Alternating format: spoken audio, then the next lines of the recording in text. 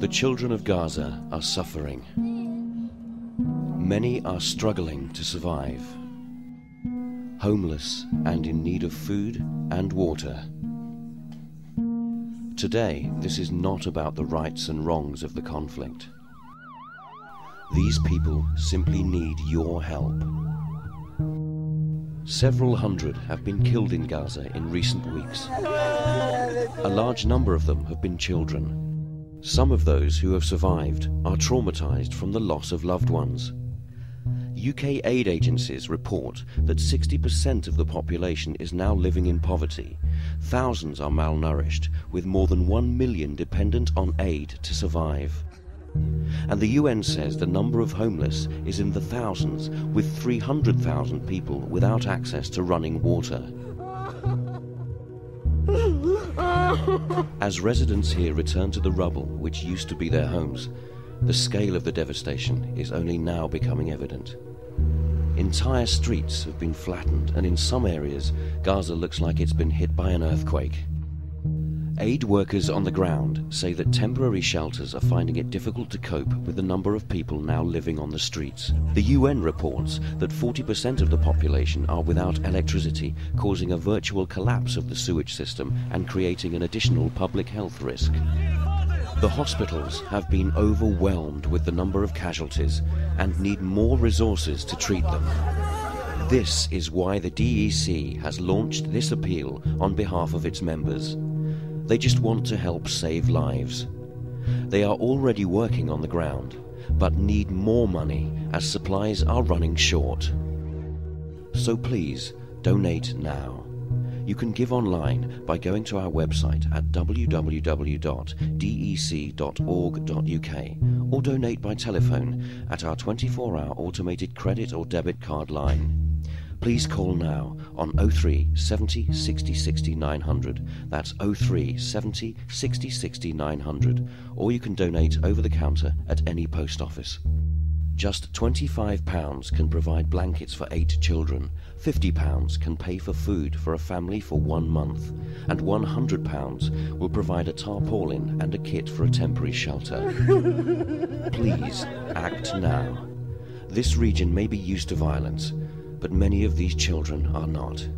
Whatever you are able to give, every pound will make a difference to their survival and help avoid a worsening humanitarian disaster. Thank you.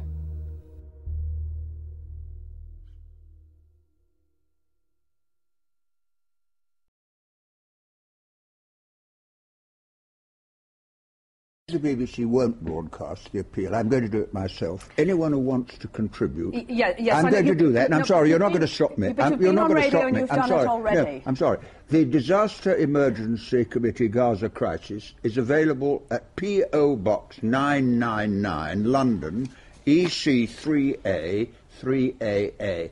And I know from the BBC, because I've been here most of the morning, nobody here agrees with what the BBC have done.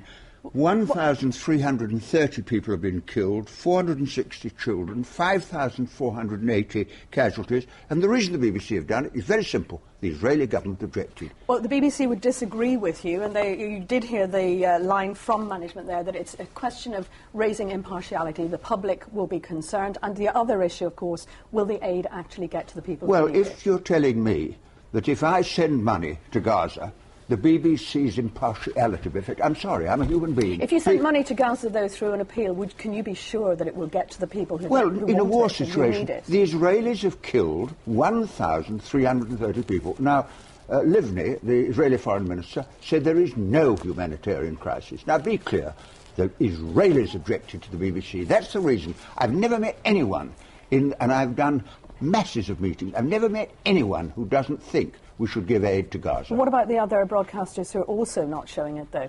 Well, they're wrong as well. But you see, we are human beings. I know you work for the BBC and I'm a pensioner. We're people. If you saw children dying as they are today in Gaza because there's no food, wouldn't you want to send it? We have shown what's been happening in Gaza. I know you've shown it, but I'm talking about trying to help people. Yes, but surely people will see it and send the money anyway. What difference They don't does it know make? the address, and that's it. P.O. Box 999, London EC3A, 3AA. I'm doing what the BBC won't do. And you did it earlier as well, and I think people now know what the address is. Can we look at the bigger picture, though, as well? Yes, of course. What about targeting the aid going to the people who need it? What about the possibility that it might go to Hamas, that it might actually go to rearm? Well, all right. Hamas is the elected government. In 2006, Hamas won the general election in Palestine. Jimmy Carter, the former American president, said that.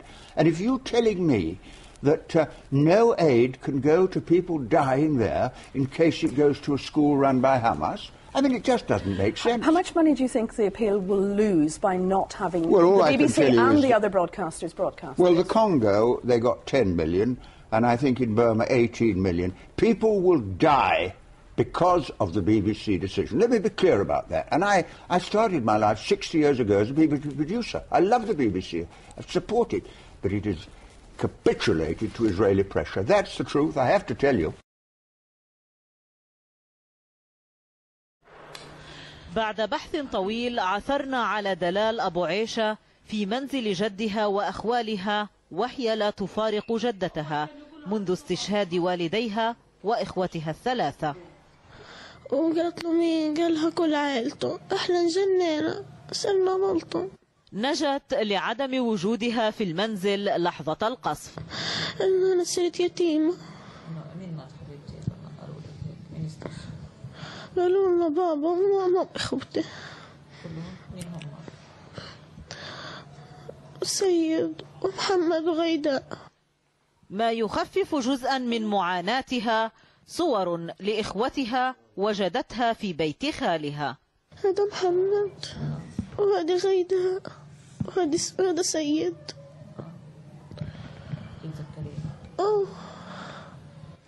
فدلال كما تقول الجدة تبقى الذكرى الوحيدة لأمها.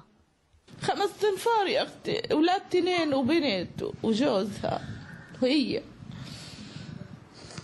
5 أنفار يا أختي. هي دلال يا أختي اللي بقت من ريحة أمها دلال عنا يما.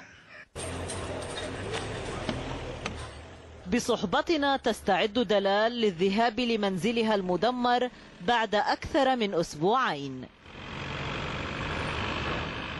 خطواتها مترددة وصدمتها كبيرة. هنا كان منزل فقد معالمه، لكن ذكرياته لا تفارق دلال. هذه غرفتي، جنبها غرفة ماما، هنا الصالة تبعتنا،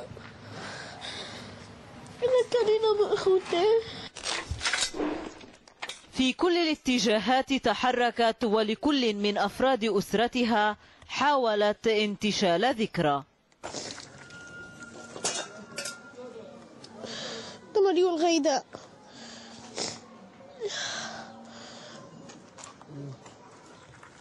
وهذا قميص حمود محمد.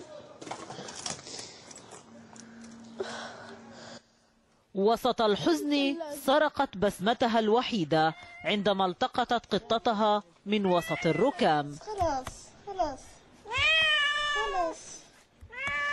كلهم ذهبوا وبقيت لها القطة. أغراض تناثرت وذكريات تجمعت، وبقي لدلال الحزن والدموع ومستقبل مجهول. ذنبي أنا، أهربوني أهلي، ليش سويت لهم أنا؟ يهود حسبي الله عليهم. في هذا المنزل قصفت أسرة بأكملها واستشهد أفرادها إلا دلال. دلال بقيت وحيدة كآلاف الأطفال في قطاع غزة، فقدوا الأب أو الأم أو الإخوة. إنهم ضحية الحرب الإسرائيلية على قطاع غزة، والتي استهدفت بالدرجة الأولى المدنيين. هبة عكيلة، الجزيرة، غزة، فلسطين.